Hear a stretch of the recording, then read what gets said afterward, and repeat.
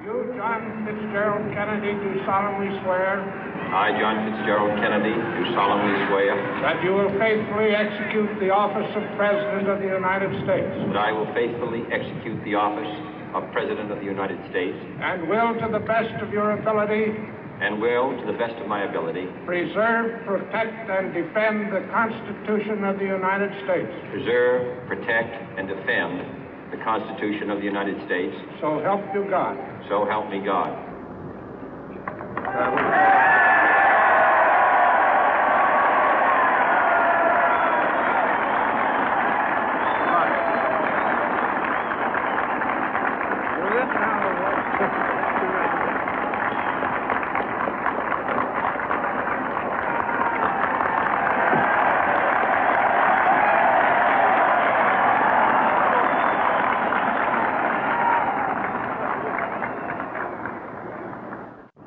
Vice President Johnson, Mr. Speaker, Mr. Chief Justice, President Eisenhower, Vice President Nixon, President Truman, Reverend clergy, fellow citizens.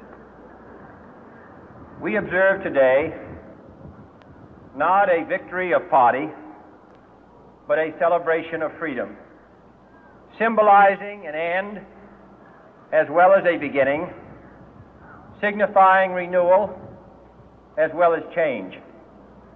For I have sworn before you and Almighty God the same solemn oath our forebears prescribed nearly a century and 3/4 ago. The world is very different now, for man holds in his mortal hands the power to abolish all forms of human poverty and all forms of human life. And yet the same revolutionary beliefs for which our forebears fought are still at issue around the globe. The belief that the rights of man come not from the generosity of the state, but from the hand of God. We dare not forget today that we are the heirs of that first revolution.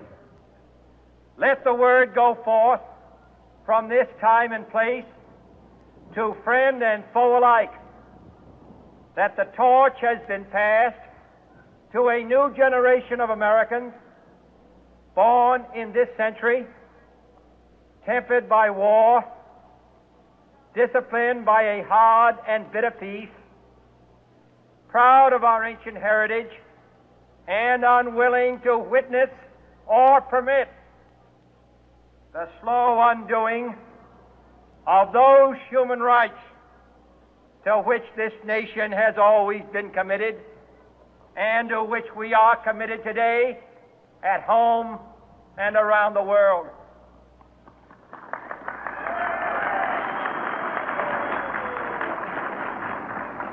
Let every nation know, whether it wishes us well or ill, that we shall pay any price, bear any burden, meet any hardship, support any friend, oppose any foe to assure the survival and the success of liberty.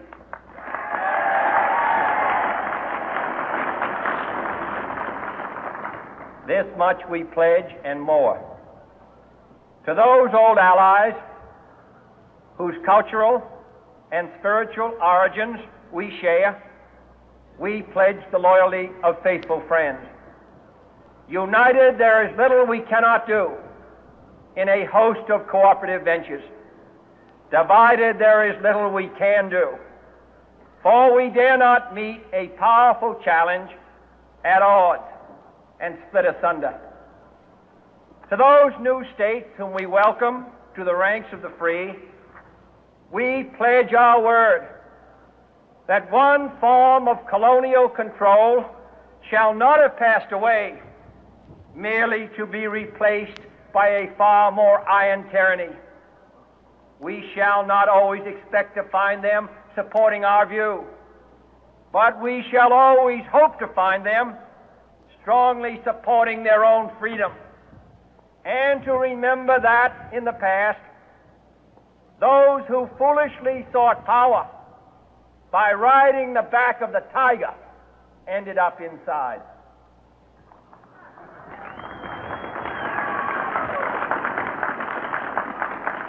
To those people in the huts and villages of half the globe struggling to break the bonds of mass misery, we pledge our best efforts to help them help themselves for whatever period is required, not because the communists may be doing it, not because we seek their votes, but because it is right. If a free society cannot help the many who are poor, it cannot save the few who are rich.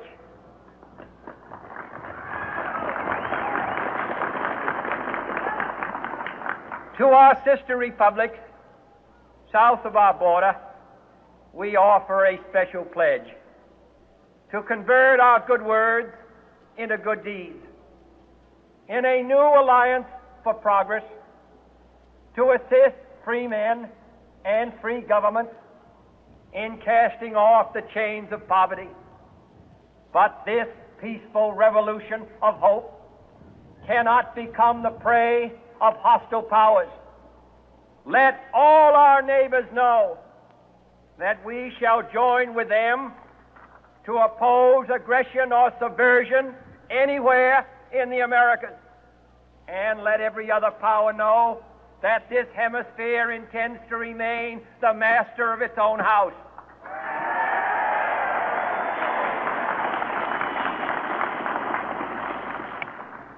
To that World Assembly of Sovereign States, the United Nations, our last best hope, in an age where the instruments of war have far outpaced the instruments of peace, we renew our pledge of support to prevent it from becoming merely a forum for invective, to strengthen its shield of the new and the weak, and to enlarge the area in which its writ may run.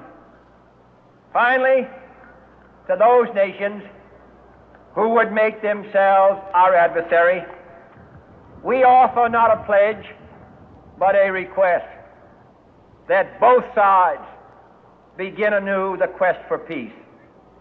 Before the dark powers of destruction, unleashed by science, engulf all humanity in planned or accidental self-destruction, we dare not tempt them with weakness, for only when our arms are sufficient beyond doubt can we be certain beyond doubt that they will never be employed.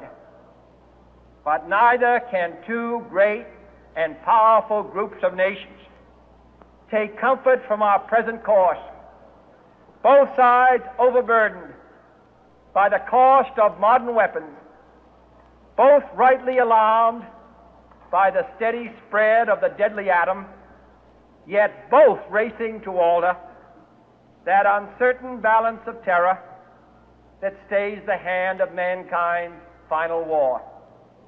So let us begin anew, remembering on both sides that civility is not a sign of weakness, and sincerity is always subject to proof. Let us never negotiate out of fear, but let us never fear to negotiate.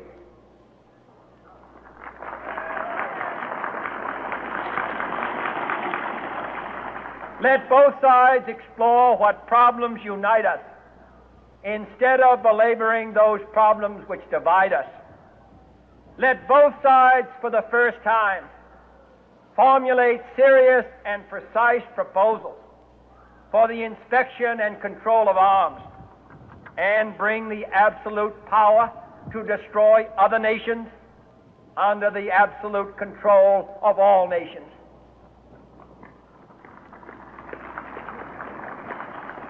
Let both sides seek to invoke the wonders of science instead of its terrors.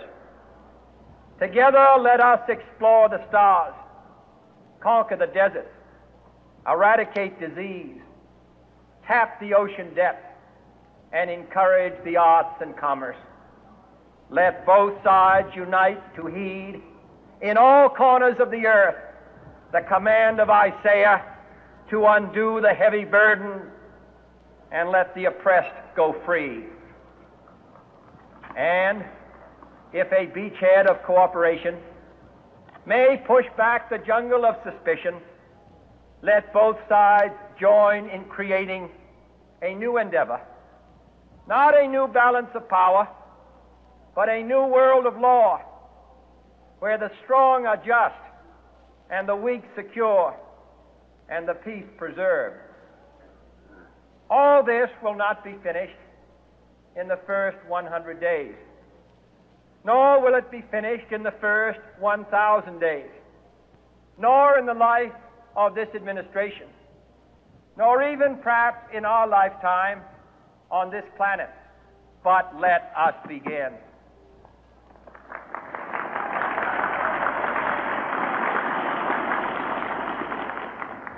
In your hands, my fellow citizens, more than mine, will rest the final success or failure of our course. Since this country was founded, each generation of Americans has been summoned to give testimony to its national loyalty. The graves of young Americans who answered the call to service surround the globe.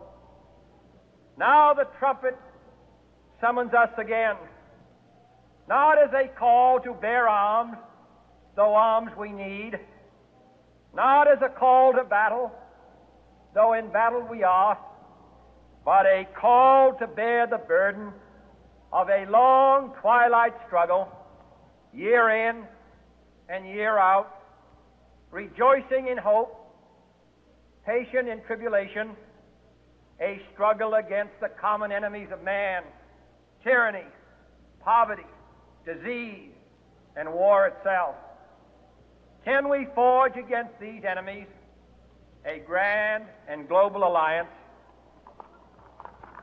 north and south, east and west, that can assure a more fruitful life for all mankind? Will you join in that historic effort?